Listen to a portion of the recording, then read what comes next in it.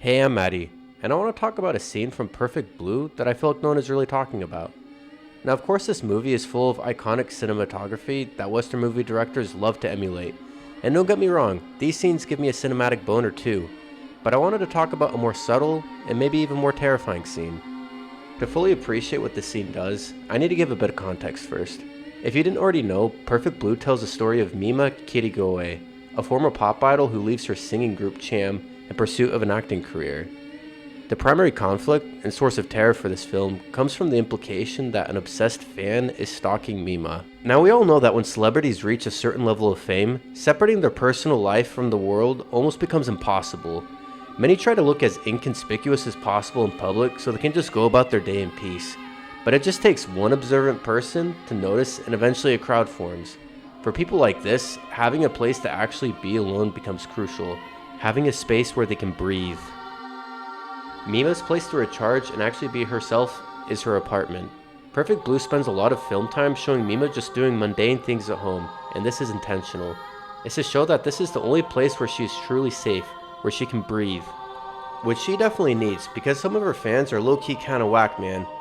Okay, let's get to the actual scene. Now, when Mima first goes home is the part of this movie that I think is super underrated and creepy. After escaping the crowd of fans, we see a calm scene of Mima riding her bike home, walking up the steps to her apartment, and unlocking her door. When she first opens the door to her apartment, we suddenly hear a crowd of people shouting her name.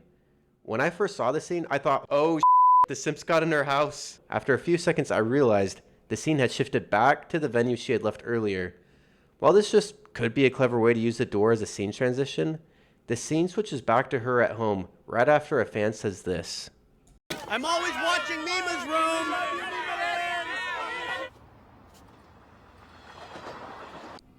I feel like this was done intentionally to make you think that somehow her fans had flooded inside her apartment, that the one peaceful place she had was gone, that the one place she could breathe was gone. One of the primary fears that Perfect Blue taps into is the suffocating loss of privacy that comes with fame. Now, another director may have conveyed the same feeling by having something like the main character having a nightmare of their apartment being filled with overbearing fans, or something like that.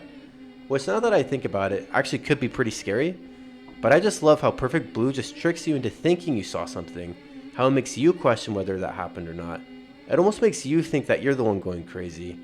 This tiny choice of editing is very effective in helping the audience feel what Mima's feeling.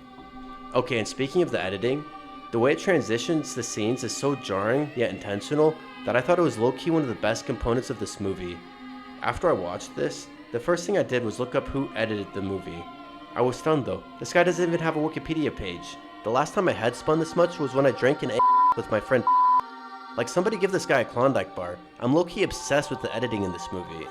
Towards the end of the movie, we actually see a shot of a bunch of reporters literally trying to push down her door, supporting my idea that a core fear this movie explores is the destruction of privacy and the inability to breathe. Anyways, I just thought this was a super cool and creepy scene, and I wanted to make a video about it.